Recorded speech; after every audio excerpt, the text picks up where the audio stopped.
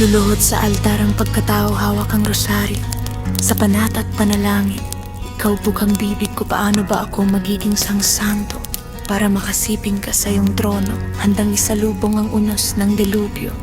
Kung ang ganting palay ang kapadasan ng iyong milagro, mga imbaga mong tila sagrado, mga inako kong sakramento, balisat delikado ang kani, kung ika'y aking inibig. Sapagkat kalapastangan ang di ka ibigin, kalokohan ang di ka isipin. Kung ang mundo ay biglang gugunawin, ikaw ang una kong hahanapin.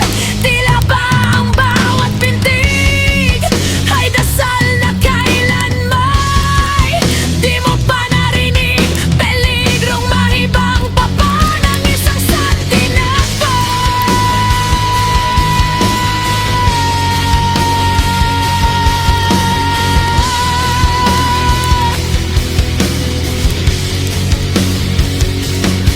Kamumuhian ba ako ng Panginoon kung sa bibig ko'y pangalan mo ang unang dinura? Ikaw ang tanging dasal na alamang pag-ibig ba'y kanibalismo, tasdasin at punit-punitin kong aking kuwelyo. Hagurin mo ko ng paso ng iyong mga himas, ibaon mo ang iyong kuko sa aking mga balat at tuklapin. Ang butil ng dugo'y aagos at sisirit na parapagadas, para ihandog ang biyalay ang pag-ibig na nakakubli sa kailalim at silong ng mga buto ko. Kahit ubusin at iwang, walang laman ang kaibuturan ng aking kalamnan, ay siya ring ubos sa buong hibla ng pagkatao ko na.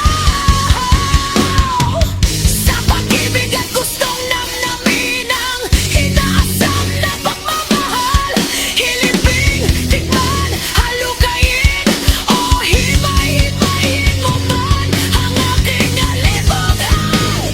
Puso, buhay, hilaw, sariwa, sagana, bukas, nakaukit, narito ang pambihirang luhat pangalan mo.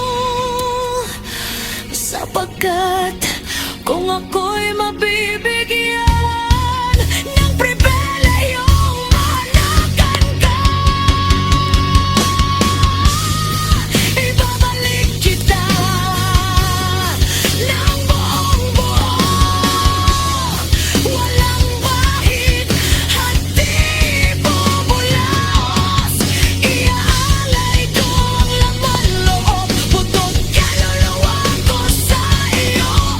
Simutin mo ako hanggang tamis ang mga ikito, at sa pagtapos mon, hubusin akong mulit. Sikmura mong kumakalam ay bundat na, hindi na buong parte ng mga katawan ko.